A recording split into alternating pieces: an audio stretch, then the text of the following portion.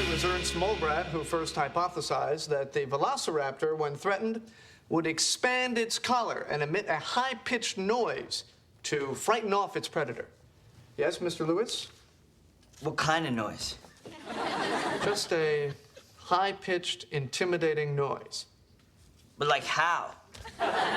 Well, we don't know for sure. But in my head, it sounded something like this.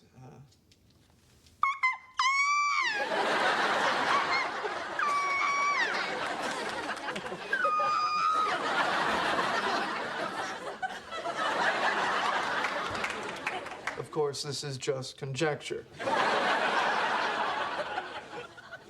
Okay, that's all for today.